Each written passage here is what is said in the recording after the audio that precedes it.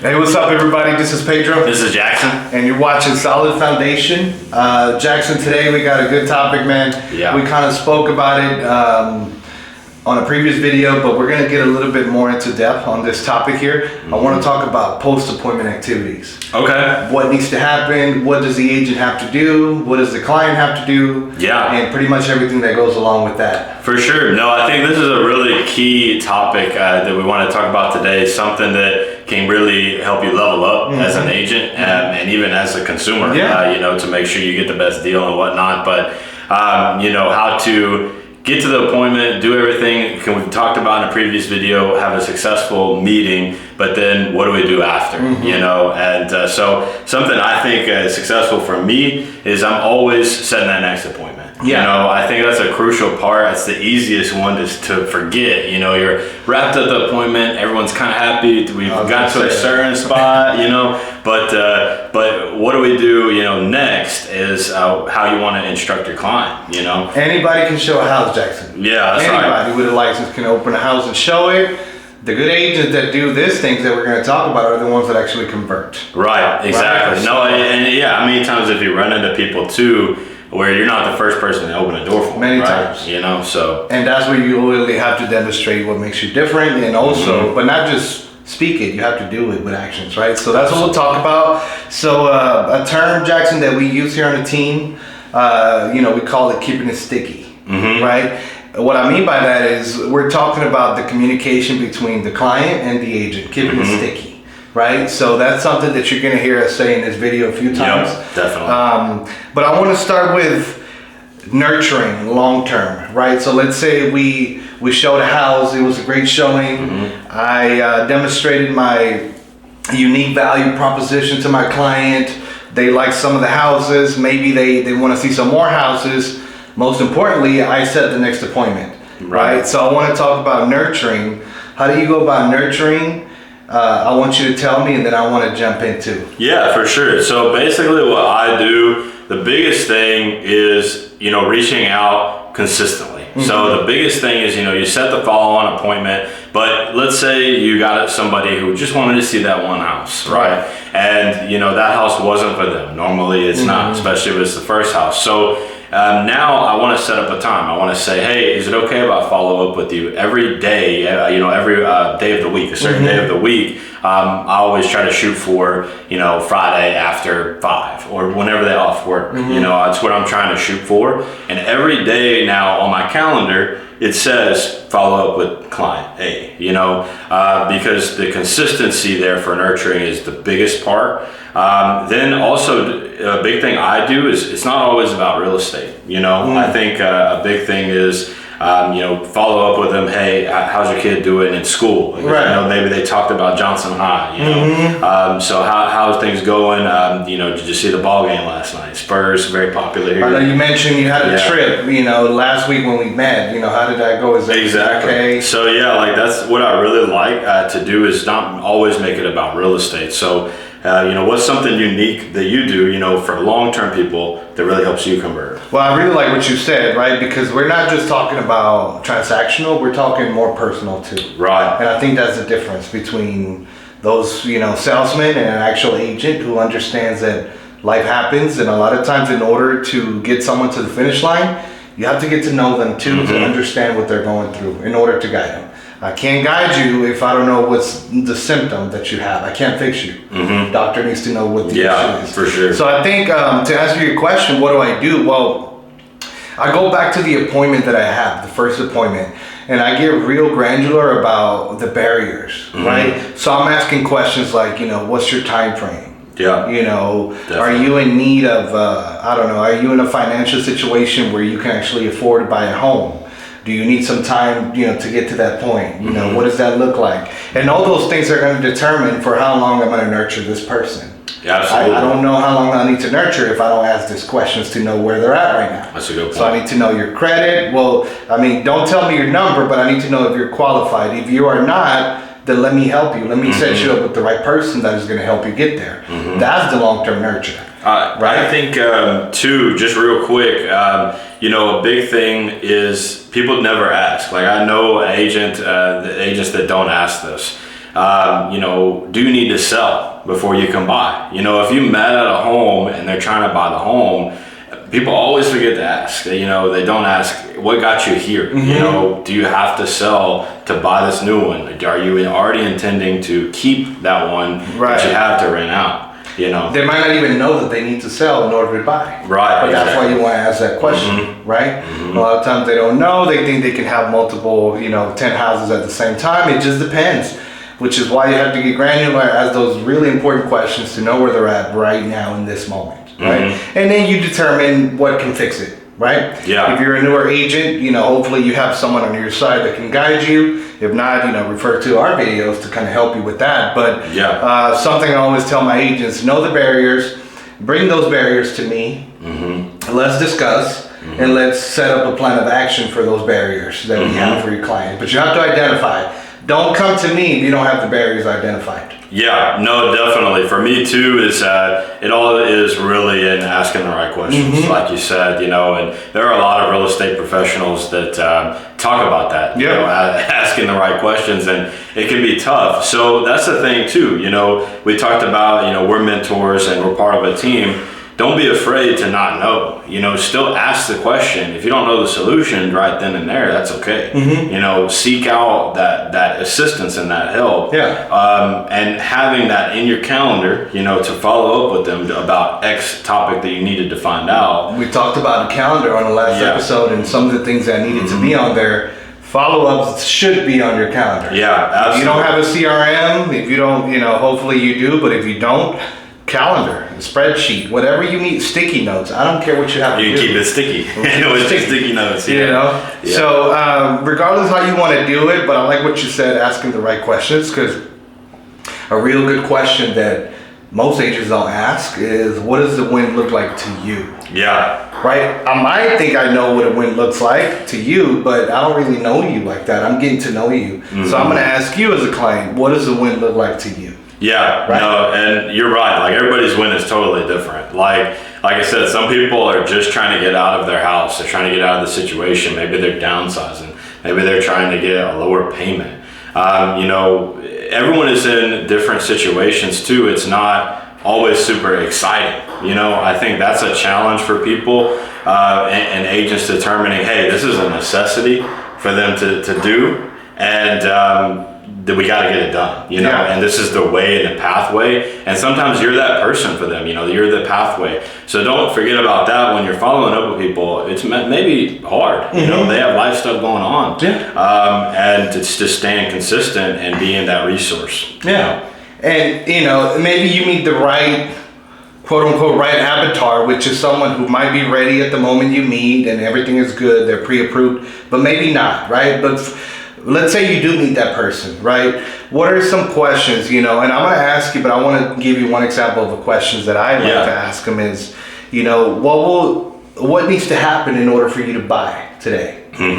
What's another question you like to ask for someone that's ready, but they quite can't figure out what it is that they're looking for? What are some questions that you use to break the ice, but also help you understand what you need to do as an agent, right? And also to understand where they're at mentally. Like, do they actually like anything we've seen? Are there, what are their thoughts are going through their head? What are some of the things that they're going through? Normally, I preface it too. It's a question, but also I tell them, hey, I'm fighting for you. I'm fighting for you. I want you to tell me the good, bad, and the ugly. Right. I want to hear everything. So I'll ask them, I give them a scale. Normally 1 to 10. Like, if you were to buy this house today and live in it for 30 years, what would be your rating? Because you have to think about that. It's a 30-year mortgage, right, for most people. So it's not a bad idea to think about, if I lived in this house for 30 years, would I be happy? Right. And so to get people kind of thinking about that, it makes it more real. Then I ask them, just, do you feel good? Do you feel good about the purchase? Like, if this was $2, right? If this house was, price was not an object, and you could purchase this house, would you be happy? Because then it takes the price and all the financial part out of it, and it's more about enjoyment. And it helps you narrow down what they like about it, right? So in case it doesn't, well, you know what they're looking for exactly given more of that. Yeah, and yeah, sometimes it's a come back to earth conversation too. It's I know we can't get the pool at this price, but would you consider maybe changing the area you're looking in, or changing the type of home, Right. but yeah, I mean, just making it a little bit more about them and the house, their dream house, And I like what you said. So one thing you mentioned is a question you mentioned is, would you be happy if you lived in here for 30 years? And that's a fair question, but it's also a good one because maybe they don't want to be in a house for more than 5 years. Right. But you won't know that if you don't ask that question. Maybe they say, you know what, I'm young. I understand that it's not forever. I just want to be here, grow some equity, buy something else in 10 years. Yep. But now okay, well now we need to look at something a little bit different. Maybe some of those necessities versus wants need to be adjusted a little bit since you mentioned that. Right? Yeah, I agree. Like, it's very different. The houses I will show you to save you some money and that I know you're going to make money on are very different than your dream house. You're forever. Right? Like, if you hit me with the, Jackson, I'm looking for my final house and that's our consultation, I'm going to make sure that thing is nice. You know what I mean? But it checks every box as much as possible in the budget, and everything is going to be super nice, right? But like you said, we've run into plenty of people, it's not their last house and they want to make some money, and make a smart investment in real estate. I want to get in a good area, Jackson. Before the market keeps going up, I want to secure this side of town, have an investment property that I can live in 5 years, then rent it out and make $400 or $500 average every month. Show me what you got. Yeah, and I'm gonna have a whole book of different stuff, especially if you get somebody that's handy. Right, that's a good question too. You're talking about questions, and I always ask too is like, how much work are you comfortable with? Because some people are happy, to do a couple of appliances, or if they have to change a countertop, right? Backsplash. So they're looking really for the value in the land that you can never change, and the location, right? Yeah, and you can never change both of those things when you go and buy something in real estate. You can always change the house. And some people say they're okay with doing a lot of work, but once you show them houses that need a lot of work, that's a lot more than I expected. Yeah. And then you have to consider, well, is it worth it to try to get a deal for something that's not quite finished, or compared to something that's already the way I want it, but it's 10 grand more? Maybe that 10 grand more might be worth it to put 25 grand over here. To update it and make it look like this one. I think people too, right, exactly. I think people too, they think about, there's another question you could ask, do you want to do the work over time, or would you like it to be done like we're kind of talking about? The reason being is when you buy it right now for the list price or however much you offer on the home, that's in a mortgage. It's in a payment, it's a monthly payment, and you're set, right? Versus when you go and do the work yourself after you close, it's out of pocket. Yeah. Or you take a different loan out that's higher interest and worse payments. So now I want to dive into, we met, we had a great discussion. I already identified some barriers. I got to know you a little bit. I asked some great questions to understand. Now we need to develop a plan. As the agent, I want to develop a plan. Absolutely. And I'm going to touch on it real quick, but I want you to follow up with your way of doing it. For sure. I have this conversation with the client, right? We understand. Maybe today we looked at 3 houses. A couple of them checked out, but they want to see some more. I ask good questions. I know exactly in my head what needs to be in the house for the next time we meet next week. Remember, I didn't leave without setting the next appointment. So I know we're meeting again on Saturday, right? But now I know I need to do my work. I need to do my homework, right? I need to go home and do my work. But before I do that, I'm going to set up a plan with you as the client. So I would say something like, hey, Jackson, thanks you for meeting me and, walking these houses. I have a really good understanding of what you want. But Jackson, what I will do in the meantime until we meet on Saturday, I'm going to be reaching out to you every other day. And I'm going to be sending you a few properties. I'm not going to send you 100. I'm going to send you 3 or 4 at a time that I feel like could meet every single thing that you want, your criteria. And all I need you to do, Jackson, is to go over them. Give me a thumbs up on the ones that you do like. I just want to make sure that you respond to me so that I know I'm doing my work correctly. Yeah. Is that okay with you if I reach out to you every other day? We're setting up a plan. We're keeping it sticky. Remember, going back to stickiness, this is how you do it. Yep. Giving service, providing value. they usually don't have a problem following you if you know what you're doing and you're asking the right questions. If I'm doing my homework, and then I'm also going to tell you what I'm going to do, Jackson. I'm going to send you the list every day when I wake up. I'm going to dedicate a couple hours every morning to look for houses for you. Okay? I'm going to send them to you. I know you work all day, so don't rush, right? But at the end of the day, just do me a favor, browse through them. Let me know which one are your top 2. We'll add them to the list for Saturday, and then Saturday we'll go check them all out. We'll make a decision. Maybe we'll get closer. Maybe set you up with a lender. How does that sound? Yeah, no, all of that is great, and I do very similar. It's about giving the client a plan of action. Yeah. You got to give them some homework too. Like most of the work is going to fall on you, the agent. Yeah. Definitely a lot of the work is there, and you can clearly see Pedro laid out a whole plan. This is what he's going to do, what you should do, and that plan of action is critical because they'll start to do your job for you. Pretty much. I do the same as Pedro, and everyone out there, you should be doing this too, is sending those specific properties. You send them stuff exactly to what they want, but also, they're going to start to tell you, oh, this doesn't work, this works, this doesn't, and they may send you some Zillow links and some other stuff that they see out there, which is really good. It gets them working on it all the time. It's always top of mind as their real estate journey. And so, yeah, exactly what you said is setting up that plan of action, giving them a clear pathway, and even breaking down the rest of the process. Like we did in the last video, talk about the buying process. If you're setting that up for them, they know the plan. And they know what's coming and what to expect, and they're more likely to follow you. And if they feel comfortable and they trust you because you demonstrated you're on top of your game, why would they not follow you?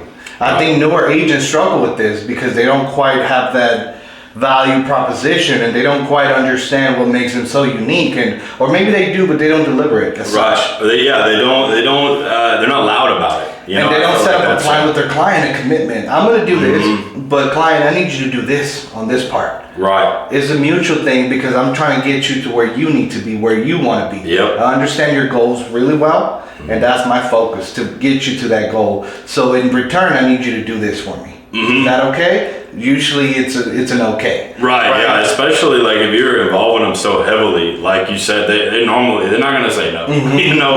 It's always a consensual, everyone is on the same page with this, and it gets them more active. I've turned a lot of people into people who've told me 3 to 6 month buyers, and you turn them fast because they start to look every day, and they're on the plan, they meet with you, they talk all the time. Look, we know the market. Houses come on the market every day, but especially in some really nice niche areas, it's not going to be a lot more different between now and 3 months from now. Right. So if they are really serious about making a move, they normally find it. And they'll be ready. And it's not a greater feeling that, like, the houses you put time into searching for, when you send them to your client, they actually like all of them. That's you're on top of your game, right? There's nothing worse than you sending 5 properties, and they're like, no. And they say, no, here's one that I saw over here. I like it more. I don't know about you, but I'm like, oh, it's frustrating. God, I gotta do better. Sometimes, sometimes you're just gonna take the L, Sometimes, but I agree with you. Like I had a client just recently, I was sending a couple of homes, and we went to see like 3 of them, and all 3 of them were ones we picked out. And I was like ready. I was like, man, I already know these. We're ready. And then whenever we got to the one that I knew was gonna be like their peak, they were like, well, Jackson, do we even really need to look at it anymore? This is the one, you found it. And so if you're doing the job, you're following up, you're staying sticky about exactly what they want, it's so likely for them to come around. What I will ask you, Pedro, though, on these, so we're talking about a dream scenario. Not every time it goes like this. So what would you say people can do to help people along that maybe, or at least stay engaged with somebody who is really like a 6 month buyer? Like it takes that long to get them and nurture them there. What would you say you do consistently so that when that 6 months goes around, they want to buy with you, they're ready? So going back to understanding the barriers. If someone needs my help and I want to take them to the right person that is going to help them, that's my way to follow up. Right? If you need credit repair, and I set you up with someone that is going to help you, I'm checking in on you once a week or so to see how things are going. Hey, by the way, I know we're getting closer. Just want to know how things are going. The market has been doing this. I want to keep you updated on what the market is doing, but I'm also checking in on how you're doing on your part. The specific barrier. Very specific barrier. Now, if I don't really have a barrier and it's just waiting just to wait, well, I'm giving updates on the market. Hey, this week, great news. You know, rates dropped by a quarter. That's really great news. You know, as you know, when rates come down, usually the amount of buyers goes up too. So that makes it a little bit more challenging. I would love to get you out there and start looking at some houses, blah, blah, blah, right? Or, hey, you know, rates are steady going up. Maybe it's the best time to move something quick in order to avoid the rates keep going up, and now you're in an even bigger hole, right? So it depends, right? I would tell you it depends. But I think that's where you also incorporate a lot of the human portion, you know, the human aspect of things. If I got to know you, you mentioned family, you mentioned different events, life events, I'm going to dive into that. Hey, you know, it's been a couple months. I know you said you were moving into town. Is that still your goal, to move to Texas? You know, how does that look? And by the way, when we last met, we talked about you wanted a pool. You know, I came across 3 good houses today that hit the market. And I think from what you told me, you know, you wanted specific schools for the kids and everything, which I totally agree, because I have kids. I understand how important it is. I found this houses. I would love to, you know, to show them to you. Now, but I want to dive into what if they're not in town? Like, what do you do for people like that? Yeah, so that, I think what you said is all great. You know, I agree. You know, those long-term clients, it's that human connection. You know, it's that connection just as people. You know, we live in the community too. If they are part of San Antonio already, you know, it's easy to talk to them about the Spurs. It's easy to talk to them about a community event, and even invite them out to some stuff. Like, how about them Cowboys? Lost today. Right? Yeah, and all that stuff is super good to keep people involved. So I agree. Now, as far as for out of state, you know, people who are far, even, you know, Texas is huge. So, you know, people from Dallas, you know, even to here, I do virtual tours. So let's say I met them, they were down visiting their kids for Thanksgiving. I had somebody just like this just now. We showed them, and he said, yeah, they were just in town for the weekend, but they're looking to move closer to their kids. They're ready, right? But they just needed some time, and they went faster than they expected. So in the meantime, I'm following up with them. Hey, you know, I know we saw some houses. What do you think? Then, you know, there's some other ones that are similar to the one we saw in person. You know, is it okay if I send you a video of it? You know, is it okay if I send you, schedule something and just send you a video, or maybe FaceTime, or, you know, a Google Hangout with them, and just have that constant connection. It's so easy now. You know, FaceTime and everything is so easy now. People sometimes refer it over a phone call. So yeah, you know, there's those options where you can stay engaged and without having to, you know, tell them to fly down, you know, every time. And definitely do not wait for them to fly down to visit them again or to talk to them again. They've probably looked at 100 houses in between now and the last time. So make sure to stay in that way and keep those videos coming, because, man, I can't tell you, I've even sold homes before they thought. You know, they're like ready. They're like, man, this is beautiful. Let's just do it. You know? And I think, you know, I love the virtual tours. You know, they got really popular during the COVID times. Definitely. But it's something that I fully embraced, and I apply it to this day. And a lot of times, Jackson, virtual tours is in some cases is the only way that someone who quote unquote has ghosted you will reply to you. If you deliver a good product that they like, and you send them the easy access, the easy button to just click and watch a video of something they like, they will reply to it, even if they haven't replied before. I definitely agree. I think something unique too that you can do, that you guys should be doing, whenever someone you know is long term, you met them in person, they get your contact, and then they hit you with, everyone's dreaded, like, oh, you know, I'm waiting a year. Well, that's great. Awesome. I'm glad to hear that. Follow me on my social media. You know, there's ways these people can help your business out without them transacting right now. So don't forget about that. And then I think asking for referrals too. People have family all over. They have friends all over. Yeah. So it might not be them buying, but who do they know? Yeah. So talk about that. I'm sure you've had a referral. Tons of times, man. And, I think it goes back to a little bit of everything we said, right? But you're absolutely correct. A lot of times it's not them that are going to buy the house. Right. A lot of times they don't even end up buying. Maybe they stay back home. Maybe they decide, I'm not moving to Texas. Yeah. But when I was looking into moving to Texas, this guy Pedro, he was setting me up with a lot of great searches. He was sending me like the best houses he could find in video for me to watch at any time. Yep. Right. He would send me a YouTube link. I could watch it with my whole family. Not only did he show me the house, but he would tell me, what made this house so unique, right? Like the good, the bads, and the uglies, everything. He was very honest, and he would take charge. He explained to me what the city was like, everything that I should know about the city. He introduced me to that. So now that I know my cousin is buying and moving to Texas, I want Pedro to help him out. That's how you get referrals from people. Yeah. Even if it's not them, they will send you people if you take care of them. Man. I agree. You're auditioning for people. Oh yeah. It's always an audition, and again, I brought up social media because it's very much like that. Social except you're closer, right? This is an opportunity to be so close to the client. You got face to face one time. Just like grab hold of that. You gotta stay hold of that. And social media is very much the same way. If you're consistent, and you're following up and you're posting stuff, they're gonna love it. Yeah. Right. And they're gonna see your face. And let people know, hey, by the way, in the meantime, while you're thinking about it, follow me on social media. Something I always do, Jackson.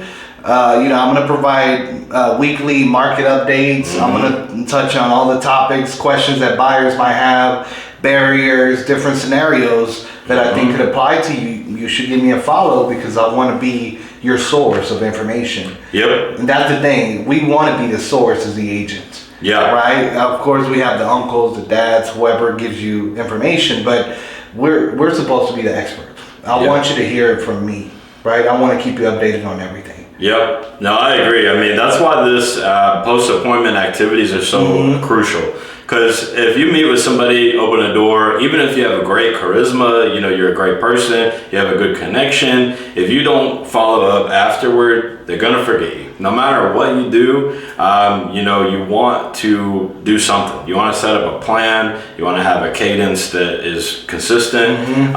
There's just, it's just something you don't want to mess up. And I think, we learned pretty early that it was critical to make the money here. And something that I want to point out, man, and it's mind-boggling because numbers don't lie. Statistics. So did you know? Usually, Jackson, it takes on average 150 days for someone to transact on the property, right?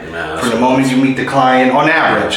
You're gonna have scenarios that are quick, some are not so much. On average, 150 days from when you meet to when they close, right? So did you know that 60% of agents only follow up for like the first 3 weeks of 150 days? Yeah, that's crazy. 3 weeks. That means that so many agents give up, right? They did all this great work at the beginning, provided a quality showing, maybe even sent a bunch of virtuals.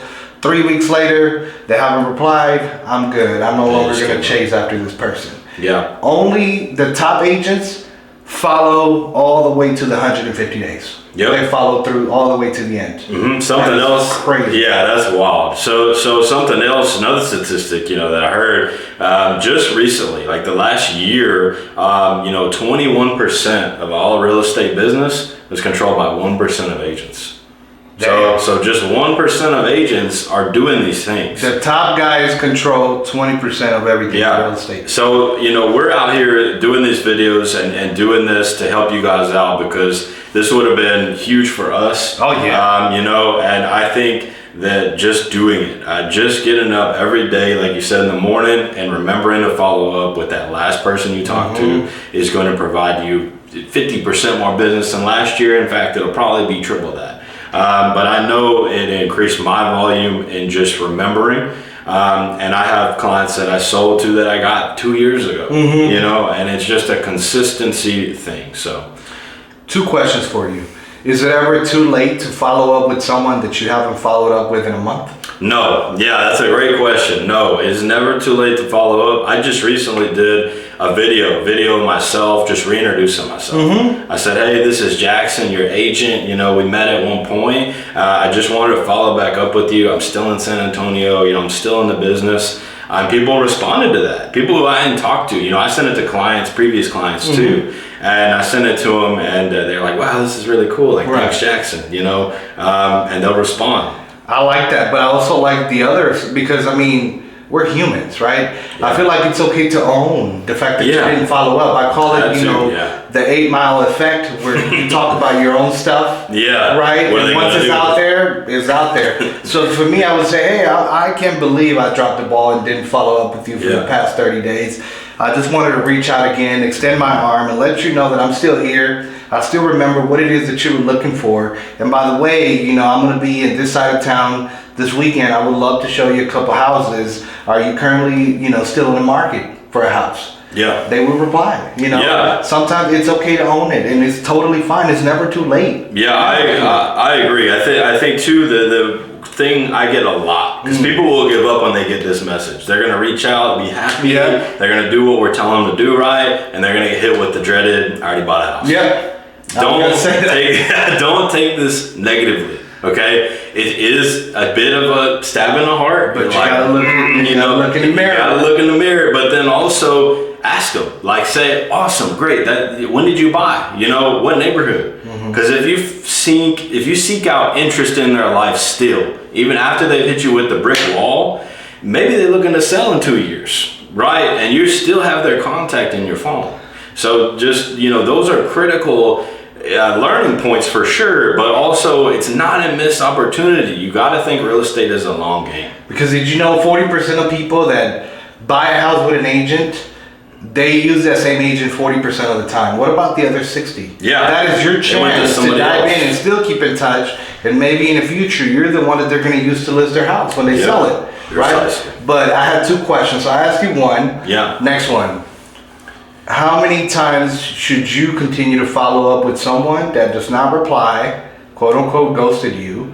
How many times before you say, okay, I've done enough? I don't know that I ever say it anymore. You know, and back in the day, I used to do, I would hit them 10 days in a row, like every day for 10 days. And then I would do once a week until eternity, basically, until I got a response, right? So, you know, I would still say the same. You know, I hit them every day for 10 days until I get something. And, you know, it doesn't have to be a yes, I'll go see this. It doesn't have to be an appointment, right? You know, it can be anything. But yeah, I mean, man, it's hard for me to give up these days. I mean, like I said, I've had people in my database that are years old that I transacted with 4 years ago. Right. And, you know, they may never respond after the closing because that happens. But I'll still try to hit them up and be like, hey, you know, you were my client. It's awesome. You know, do you still live in that house? I might even pay you a visit in person. Right. Yeah. Like I loved your house. So, you know, what did you do to it? You know, that's a unique question too. Like, you know, I loved it, but you said you were going to do the granite and whatnot. I mean, hey, taxes went up in the city. Are you sure that you're being taxed at the right amount? Can I help you with that? To appeal, you know, your taxes and help you? Yeah, I mean, there's so many things you can do to provide value afterwards, afterwards, and even in the future, right? Just for long term. I really like what you said. It never really stops. It shouldn't stop. No, I mean, there's a number to that. Man. Yeah, like so many coaches we have, you know, they say it's a client for life. That's how you should look at it, you know. No such thing as past clients, right? Right, yeah, no such thing as past clients. It's a client for life. It's somebody that, you know, they own either a home you sold to them, right? And anything like that. So, you know, it's always and forever. I mean, it's such a cliche thing to say, but it's for real, you know. It's the truth, man. Well, I mean, I think we covered most of the stuff, man. Yeah. That I think is crucial, right? No, but I just want to point out one last little thing here. For sure. If you have people who are still on the edge, right? Like maybe they just can't decide if they want to make a move or not. You have events out there, like real estate events, maybe seminars, different things that you can invite people to help them make their decision, an educated decision. Maybe, you know, you give them a lot, you know, you've been reaching out, but they're still not quite sure. invite them to different events. You know, if you know that a lender is going to be talking about multiple rates and the benefits of buying today versus tomorrow or whatever, invite people over, man. I agree. You know? I think something that's really neat too. You know, we have a brick and mortar office here. Yeah. So something cool and neat we do is donations. Yeah. You know, like we have a Toys for Tots thing, I think, right now in the front of our office, and anyone could come by and drop them, you know, and so it's super easy. It's like, hey, it's the holiday season, you know, come by our office, drop some new toys. I'd love to talk again. And that gets them in front of Bring family members. Yeah, I mean, You're always prospecting too, right? Yeah, It's you all about always conversations. want people to come by, Yeah. right? Yeah, so like definitely, don't be afraid to invite them out to stuff, neighborhood stuff. I know tree lighting is also popular right now, you know. Invite them out to the town square, and you know, Yeah. maybe that's successful. Man, I think we touched on some great Yeah, topics. yeah, man. Overall, man, I think if as an agent, whether you're new or even already existing agent with experience, if you're not incorporating most of the things we're talking about, you probably should start right now. Absolutely, and like we both said, it's crucial to your business. Post appointment is even more important than pre appointment. I mean, 1,000%. it really is. Like I said, anybody can show a house, anybody can book a house, and most people can speak with someone on the phone for 5 minutes and set an appointment. Yeah. Can you do the rest of it? Can you do the work? You know, I mean, Yeah. this is our business. So, yeah, hopefully we were a great help to you guys today. And, you know, we'll see you guys in the next one. But like and subscribe. Appreciate it. No problem.